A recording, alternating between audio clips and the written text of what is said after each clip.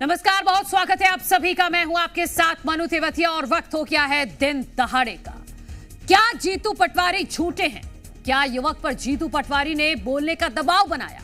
युवक ने कलेक्टर को लेकर अपने शपथ पत्र में ऐसा लिख कर दिया कि एफआईआर पर सियासी आर-पार शुरू हो गया है। तो अपराधियों से लड़ने की तुम चिंता मत करो।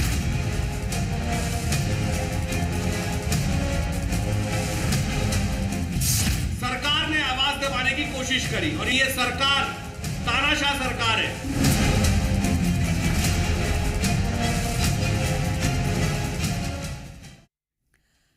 दोपहर की सबसे बड़ी बहस की अहम खबर आपको बता देते हैं कि हाल ही में जीतू पटवारी के साथ एक युवक का वीडियो वायरल हुआ। इस वीडियो को लेकर अशोकनगर के मुंगावली थाने में एफआईआर दर्ज की गई है। गंदगी खिलाने का आरोप लगाने वाले युवक ने अपने बयान से यू टर्न ले लिया। दरअसल एक युवक ने सरपंच पर राशन पर्ची मांगने पर गंदगी खिलाने का आरोप लगाया था।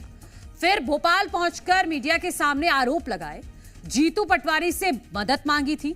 अब युवक ने कलेक्टर को शपथ पत्र सौंपकर मामले का खंडन किया है, जिसके बाद अब यह सवाल खड़ा हो रहा है कि कौन सच्चा और कौन झूठा।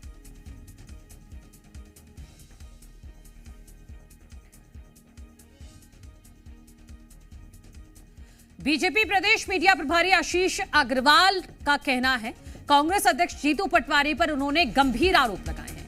वो कह रहे हैं कि कांग्रेस ने प्रदेश की साख गिराने की साजिश रची। कांग्रेस दलितों और एमपी को बदनाम कर रही है, ये आरोप भी लगाया गया।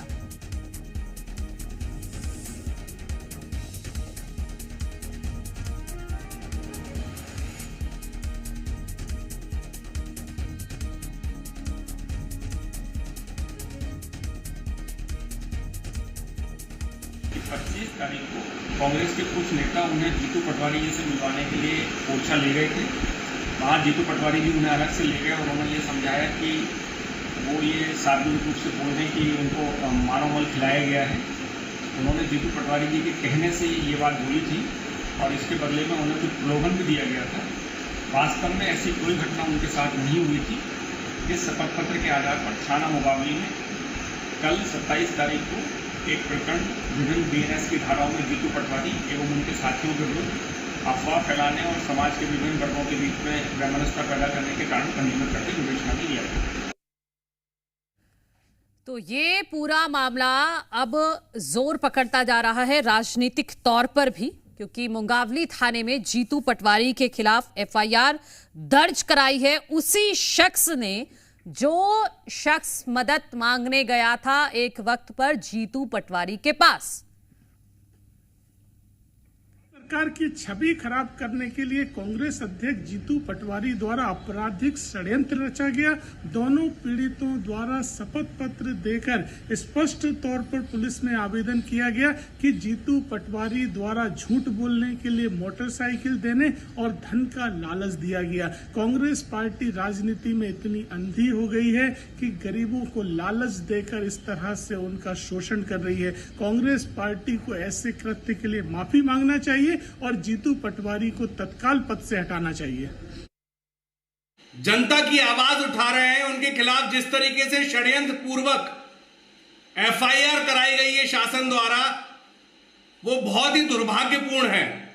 जिस तरीके से वीडियो में साफ साफ दिख रहा है कि जीतू पटवारी जी एक पीड़ित की मदद के लिए बैठे हैं और पीड़ित अपनी व्यथा बता रहा है कि उसके साथ क्या क्या हुआ है।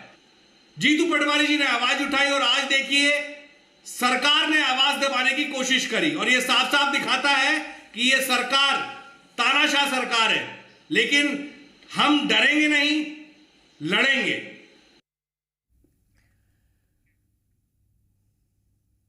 वही कलेक्टर को युवक ने जो शपथ पत्र सौंपा है उसमें किन बातों का जिक्र किया गया है वो आपको बता देते हैं। 25 जून को कांग्रेस नेताओं ने उसे ओरछा ले जाकर जीतू पटवारी से मुलाकात करवाई। वहां पटवारी ने उसे कहा कि गंदगी खिलाने का आरोप लगाना होगा, बदले में मोटरसाइकिल और आर्थिक मदद दिलाने का भरोसा दिया गया। युवक ने दबाव में ये बात कही, जिसका वीडियो जीतू पटवारी ने बनवाया और उसे सोशल मीडिया पर वायरल कर दिया। और यहीं से फिर पूरा सियासत का खेल शुरू हो गया। अब इस मामले में अलग अलग प्रतिक्रियाएं आ रही हैं। खुद पीसीसी चीफ जीतू पटवारी ने पूरे मामले पर भी अपना पक्ष रखा है और इसी पर चर्चा करने के लिए मेहमान हमारे साथ जुड़ गए हैं। हमारे साथ बीजेपी का पक्ष रखने के लिए मिलन भार्गव जी हमारे साथ हैं। कांग्रेस पार्टी की तरफ से प्रवक्ता हमारे साथ जुड़ेंगे जितेंद्र मिश्रा जी। वरिष्ठ पत्रकार सत्यप्रकाश शर्मा जी हमारे साथ जुड़ गए हैं। पहले मैं मिलन जी आपके पास आना चाहूंगी।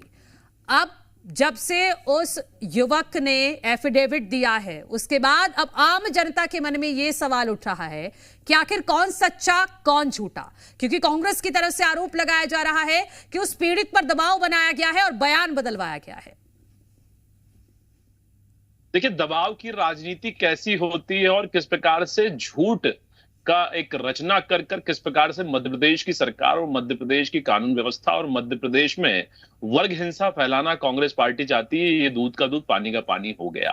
किस प्रकार से एक पीड़ित को प्रलोभन देकर मोटरसाइकिल दी जाएगी, आप तो झूठा आरोप लगाइए और वीडियो वायरल हमें करना है क्योंकि हमारा डर्टी ट्रिक्स डिपार्टमेंट इसमें माहिर है। हम किस प्रकार के फर्जी वीडियो बनाकर राजनीति करते आए, ये इसका जीता जागता उदाहरण है और कांग्रेस पार्टी के ये मुंह पर तमाचा है कि किस प्रकार की वो राजनीति कर रही है। देखिए मनु जी, इससे पहले भी कांग्रेस पार्टी का पर्दाफाश हुआ है और लव जिहाद जैसी घटनाओं में अपने नेताओं द्वारा पैसा भिजवाया जा रहा है। वो कादरी के द्वारा, जीतू पटवारी और कादरी के क्या संबंध है ये उजागर होने चाहिए और जीतू पटवारी जी को इस पर बताना चाहिए कि कादरी के माध्यम से लव जिहाद करने वालों को वो कैसे प्रोत्साहित कर रहे थे और कितना पैसा खर्च करा हिंदू बेटी बेटियों को किस प्रकार से मुस्लिम बनाने के लिए।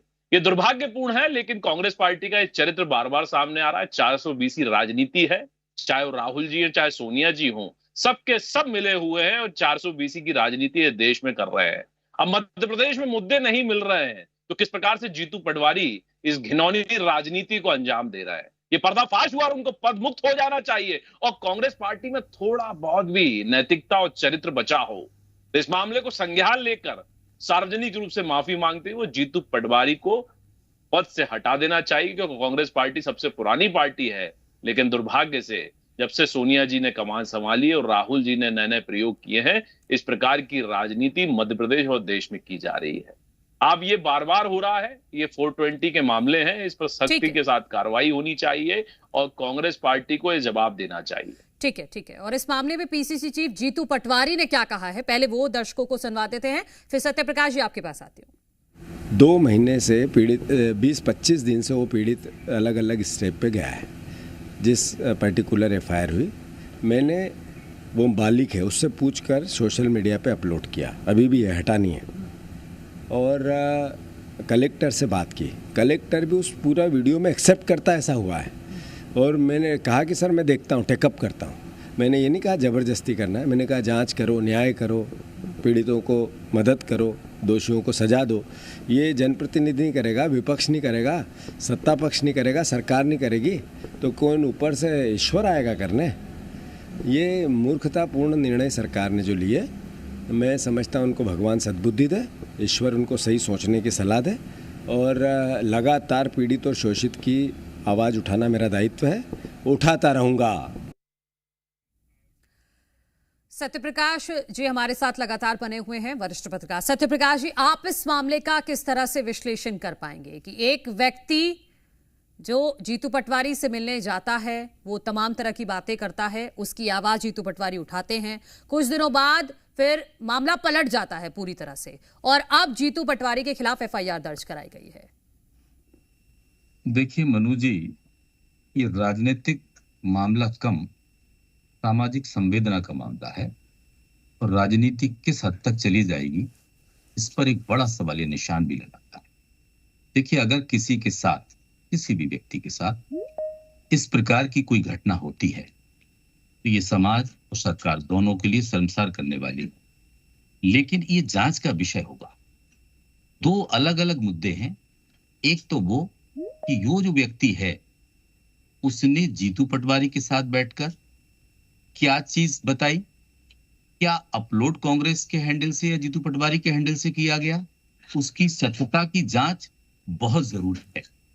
फिर इसके बाद एक सवाल जरूर उठता है, क्या राजनीतिक दबाव के कारण उसने शपथ पत्र दिया ये दोनों ही विषय जांच के हैं। जब तक दोनों विषयों की जांच की रिपोर्ट नहीं आती तब तक इसमें किसी को भी दोषी तो नहीं ठहराया जा सकता। लेकिन हाँ, एक चीज जरूर है कि समाज में जो चीजें हो रही हैं उस पर सरकार की गंभीरता बहुत आवश्यक है। जीतू पटवारी ने अगर ये फेक वीडियो बनाया है या जो गलत चीज ली है तो ये राजनीतिक गिरावट के रूप में इसको देखा जा सकता है कि क्या किसी को मुद्दे को पॉलिटिसाइज करने से पहले उसकी जांच करना आवश्यक है। लेकिन दूसरी बात ये भी जरूरी है कि दबाव की भी जांच होनी चाहिए कि शपथ पत्र में किस हद तक दबाव है या सत्यता है। जब तक इन दोनों मुद्दों की सच्चाई सामने नहीं आ सकती तब तक मैं तो ये नहीं कह सकता कि इसमें कौन सही है कौन गलत है। एफआईआर होना आम लोगों के मन में सत्यप्रकाश जी जो सवाल आएगा, क्योंकि दोनों तरफ से ही आरोप लगाया जा रहा है कि बदनाम करने की ये साजिश है, सरकार विपक्ष पर लगा रही है और विपक्ष सरकार पर। देखिए, ये बात तो बिल्कुल सही है कि वो जो वीडियो अपलोड है वो कांग्रेस या जीतू पटवारी के हैंडल से है, उस व्यक्ति ने तो किया नहीं है, पहली चीज। दूसरा मुद्दा ये आता है कि अगर वो उसकी पर एफआईआर हो रही है, सॉरी, उस पर वो शपथ पत्र प्रस्तुत कर रहा है तो वो स्वयं आके कर रहा है, तो ये कहीं ना कहीं चीज कुछ संदिग्ध तो नजर आती है कि आपने उसकी बिगर जांच की कैसे अपलोड कर दिया। उन्होंने कलेक्टर से बात की, कलेक्टर से उनको कहना चाहिए था, वो भी ऑडियो उनको डालना चाहिए था कि कलेक्टर ने क्या एक्सेप्ट किया है, क्या वो पीड़ित है या उसको फर्जी बनाया गया है। लेकिन ये तय है कि एफआईआर होने के बाद, चाहे उस मामले में पहले एफआईआर हुई हो या फिर जीतू पटवारी के अगेंस्ट एफआईआर हुई हो, इन दोनों की जांच बारीकी से, निष्पक्षता से जब तक नहीं होगी तब तक इस पूरे मुद्दे पर सच्चाई सामने समाज के नहीं आ पाएगी। ठीक है मिलन भार्गव जी, मैं चाहूंगी कि एफआईआर जीतू पटवारी पर कराई गई है, उस एफआईआर की क्या डिटेल्स हैं, किन धाराओं में दर्ज कराई गई है, किस लेवल पर जांच की जाएगी, उसकी जानकारी हमारे दर्शकों को दीजिएगा। देखिए, जिस प्रकार से 420 का ये मामला है और ये साइबर क्राइम बनता है तो इस पे अलग अलग धाराएं लगाई गई और पुलिस प्रशासन इसको बहुत बेहतर तरीके से रख पाएगा। लेकिन जिस प्रकार से सत्यप्रकाश जी ने बात कही कि राजनीति में नैतिकता और संवेदनशील सामाजिक चूंकि ये मुद्दा है और समाज में राजनेता किस प्रकार से काम करना चाहिए, राजनीति सेवा के लिए होता है ना कि मेवा खाने के लिए। लेकिन कांग्रेस के नेताओं ने बार बार साबित किया और जीतू पटवारी जी जब 15 माह की कमलनाथ जी की सरकार में जब मंत्री बने तो उन्होंने किस प्रकार का रवैया अपनाया, कांग्रेस कार्यकर्ताओं को जूते मारने का, धक्के देने का, गाली गलौज करने का उन्होंने अपनी छवि बनाई। जब से वे पीसीसी चीफ बने लगातार वो इस प्रकार से सामाजिक सौहार्द बिगाड़ने का काम कर रहे हैं। आपको ध्यान होगा लोकसभा के चुनाव थे मध्य प्रदेश में, वो किस प्रकार से दलित महिलाओं पर एक आक्षेप लगाते हुए जो टिप्पणी की थी कि दलित महिलाओं में चाशनी वो खोज रहे थे। इस पे वो उनका जो हल्कापन है, राजनीति में जो एक गंभीर छवि होनी चाहिए कितने बड़े दायित्व का निर्वहन करते हुए, वो आज भी नहीं बना पा रहे हैं। हाँ, यही सवाल मेरे मन में भी आया कि कोई कार्यकर्ता तो है नहीं जीतू पटवारी, वो पीसीसी चीफ है, पूरे प्रदेश की जिम्मेदारी उनके ऊपर है। मनु जी, निश्चित रूप से देखिए कांग्रेस के तमाम वो कार्यकर्ता भी हताश हैं कि कहां दौर गंभीर नेताओं का था लेकिन आज जो हल्केपन का स्तर आया है, क्योंकि ये प्रयोग है और जीतू पटवारी जी किसके द्वारा प्रायोजित है, ना ही वो अरुण यादव जी आज तक उनको स्वीकार कर पाए, नहीं अजय सिंह जैसे तमाम बड़े नेता आज भी स्वीकार कर पा रहे हैं और दिग्विजय सिंह जी और इनकी वानगी सबको मालूम है। तो लगातार ये हल्केपन का स्वरूप है। इससे पहले भी एक नाबालिग बलात्कार की घटना में उनका नाम उजागर करने पर भी इन पे मामला दर्ज हुआ और उनके भाई पर अभी भूमाफियागिरी के 420 के मामले दर्ज हुए, पूरी की कांग्रेस ने इसको उठाया कि सब झूठा मामला है। तो ये लगातार हो रहा है। कांग्रेस पार्टी में एक जो गंभीरता दिखाई देनी चाहिए वो ना दिख रही है और जो हल्केपन का प्रयोग करते हुए लगातार राजनीति के गिरते स्तर में उनकी इस पर प्रतिस्पर्धा चल रही है उन नेताओं में आपसी कि कौन किससे आगे होगा। और जिस प्रकार से सत्ता को फिर से पाने की जो एक झल्लाहट है और चूंकि ये लगातार सारे प्रयोग करने के बाद भी विफल हुए तो अब इस प्रकार की घृणित राजनीति कर रहे हैं। और इससे पहले भी आपने देखा होगा कि जब अंतर्राष्ट्रीय स्तर पर कोई मामले होते हैं, जैसे बंगाल में घटना घटी, तो इनके तमाम नेताओं ने कहा कि भारत में भी ऐसे जल्द हालात होंगे और सत्ता पर काबिज राहुल गांधी को किया जाएगा। और हम नहीं कह रहे, इनके बड़े सीनियर्स लीडर्स जो लगातार प्रयास करते रहे कि मध्य प्रदेश हो या देश में शांति हो, अराजकता हो, सामाजिक सौहार्द बिगाड़ा जाए। ठीक है मिलन जी, क्योंकि कांग्रेस पार्टी की तरफ से पक्ष रखने के लिए जितेंद्र मिश्रा जी भी हमारे साथ जुड़ गए हैं, देरी से जुड़े हैं, मुझे लगता है उन्हें अब शामिल कर लेना चाहिए क्योंकि उनका पक्ष भी बेहद महत्वपूर्ण है। जितेंद्र जी, सीधा आरोप लग रहा है कांग्रेस पर कि सरकार को बदनाम करने के लिए इस तरह से झूठा प्रपंच रचा जा रहा है। पीसीसी चीफ खुद इस तरह के फेक वीडियोस वायरल कर रहे हैं। देखिए, आरोप कौन लगा रहा है? आरोप भारतीय जनता पार्टी लगा रही है, क्योंकि उसको खतरा है प्रदेश कांग्रेस अध्यक्ष जीतू पटवारी जी से। जिस तरीके से जीतू पटवारी की सक्रियता बढ़ी है, जिस तरीके से कांग्रेस ने अपने कार्यकर्ताओं को एकजुट करने का काम किया है, भारतीय जनता पार्टी को सबसे बड़ी समस्या ये आ गई है कि कांग्रेस नहीं, भारतीय जनता पार्टी को समस्या हो सकती है, लेकिन उस युवक को क्या समस्या है जो अपने एफिडेविट में लिखकर दे रहा है कि उससे बुलवाया गया, उसको प्रलोभन दिया गया?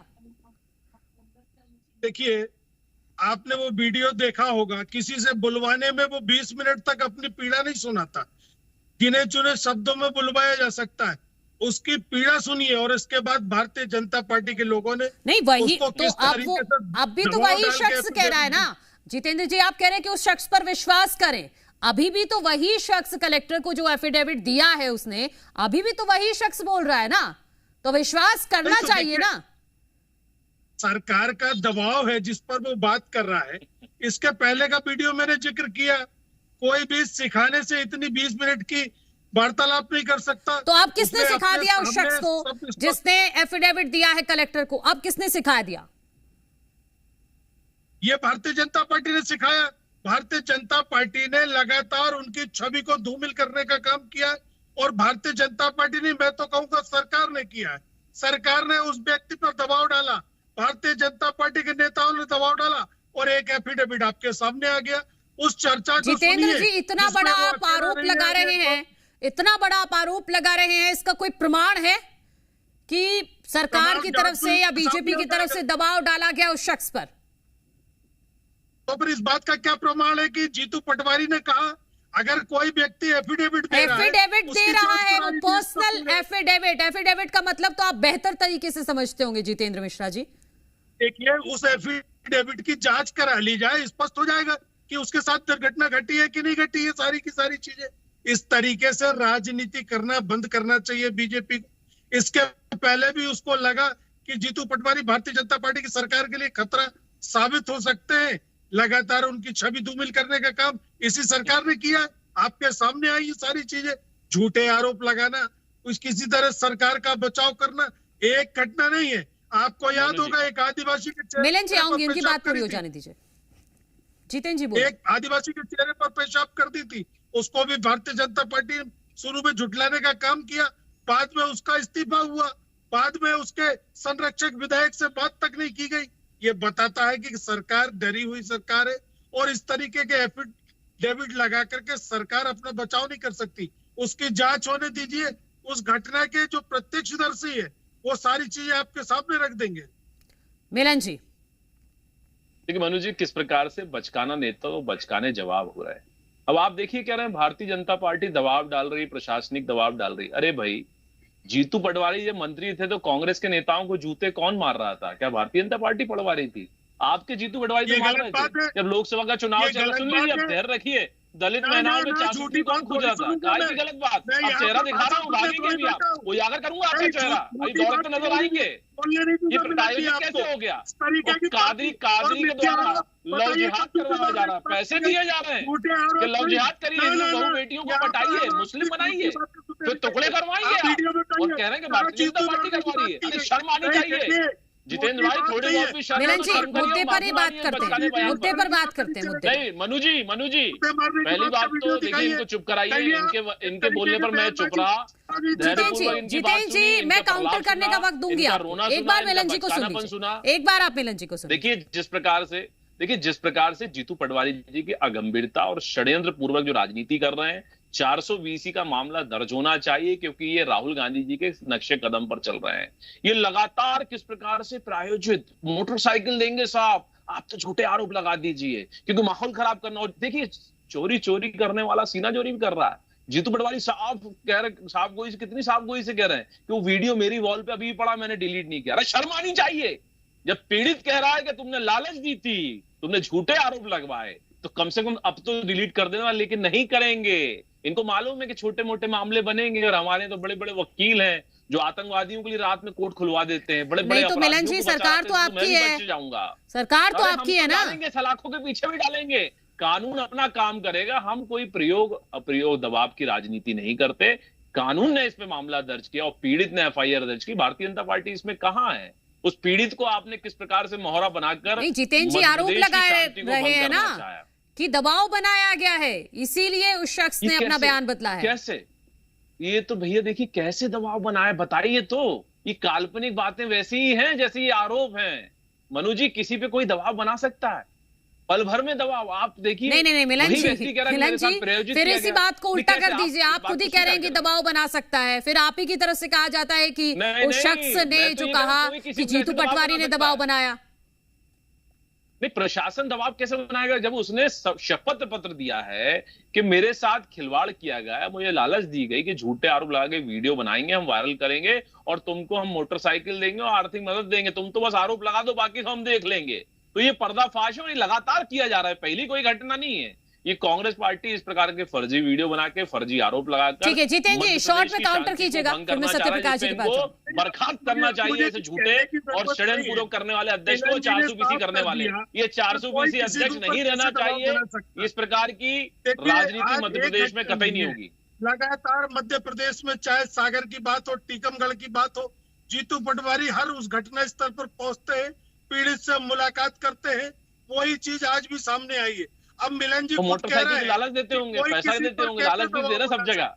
पैसा कितना रख के घूम रहे हैं जितेंद्र भाई? चार्जिंग के माध्यम से कितना पैसा पहुंचा है लव जिहाद करने वालों को? बताइए, साफ करिए। ये किस बात की बात प्रमाणित करते हैं आप? आपको सिर्फ तर्कों पर बात करना चाहिए। आप अपने ही तर्कों को झुटलाने का काम कर रहे हैं। आप जूते मारो वाली बात कर रहे हैं। आप एक भी वीडियो पेश नहीं कर पाएंगे उस बात का। देखिए, वीडियो दिखा दूंगा लाइव, जीटीवी ने खुद दिखाया, जीटीवी दिखा देगा कि झूठा लोग सरकार में आ गए और इसका परिणाम यह है कि कांग्रेस को जौन समर्थन मिल रहा है, हमारा जो संगठन चल रहा है, उससे घबरा करके जीतू पटवारी को फंसाने का दुष्चर्य आप लोग ने रचा है और उसी का परिणाम आपके सामने आ गया। ठीक है सत्यप्रकाश जी, इस मुद्दे की गंभीरता से जांच होनी चाहिए, राजनीति के एंगल से भी, और आप अपना विश्लेषण बताइएगा, और एक आम आदमी के एंगल से भी। फिर आम आदमी अगर कोई बात करेगा तो उस पर विश्वास भी तो होना चाहिए ना, फिर ये चीज साफ होनी चाहिए। मुझे लगता है बहुत गंभीर विषय है ये। मनु जी, बड़ा अच्छा सवाल आपने किया। बिल्कुल जितेंद्र जी, मैं सत्यप्रकाश जी को, जी सत्यप्रकाश जी। मनु जी, आपने बड़ा अच्छा सवाल किया है। देखिए, ये तथाकथित मुद्दा, मैं भी इसको तथाकथित ही कहूंगा। हाँ। ये जो इशू है, ये कहीं ना कहीं अति गंभीर, संवेदनशील सामाजिक मुद्दा है।